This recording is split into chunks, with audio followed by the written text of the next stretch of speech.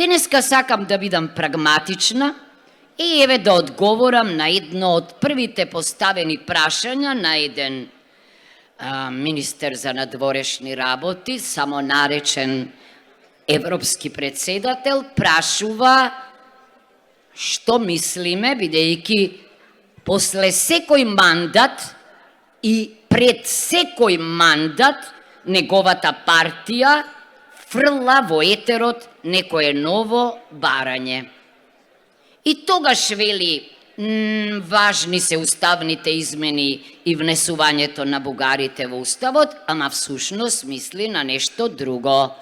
Еве тоа друго е дали сум за избор на шефот на државата од собранието, ке штедиме пари демек, а не на директни избори. Второ, одговорно тврдам дека ако председателот се бира во парламентот, во собранието, нам ни се заканува опасност сите власти да бидат на едно место.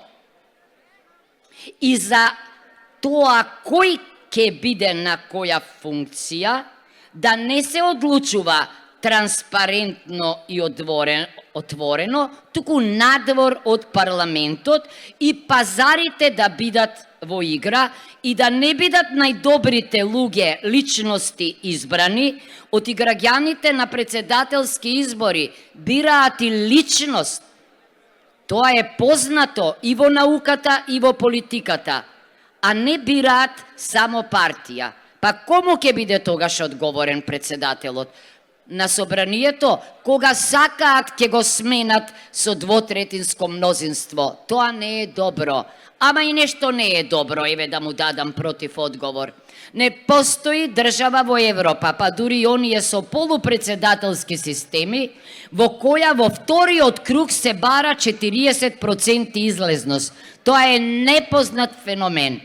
И јас ке се повикам на Венецијанската комисија, чиј член бев 8 години. Да, студија има мислење за Македонија и тамо и се препорачува час поскоро 5 пати да го тргне цензусот од вториот круг и во вториот круг да победи оној што ќе има повеќе гласови.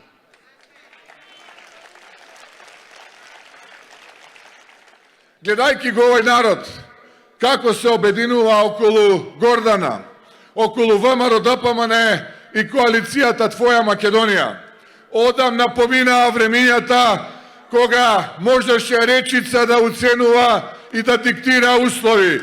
Народот ќе диктира од сега па натаму. Но тие неколкумина во врвот на Дуи, им порачувам, со 8 мај завршува Македонија за вас, да биде држава во која вие ќе бидете граѓани од прв ред, а сите ние граѓани од втор ред.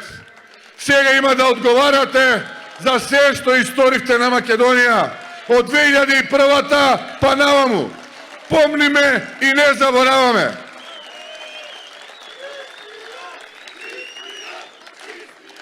Дали за Стево овој диктат кој што доаѓа од речица е прифатлив, како што беше прифатлив и бугарскиот диктат? Дали Стево ќе се охрабриш и ќе одговориш еднашка ќе бидеш на страната на македонскиот државен и национален интерес? Дали за тебе е прифатливо да одлучуваат малкумина за тоа кој ќе биде председател на Македонија, или пак овој народ кој што ти не сакаш во очи да го видиш, како што кажа пред неколку дена во Делчево? Ако не ти го дал гласот овие избори, не си сакал очите да му ги видиш.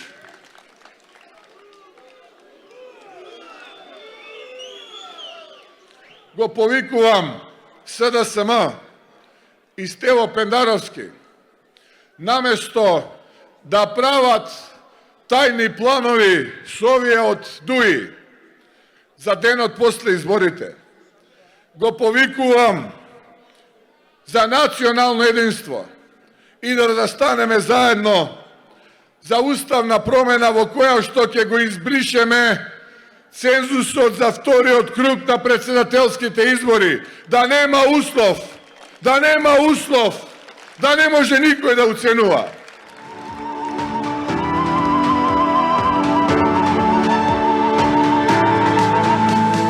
Ти на овој крстопат што си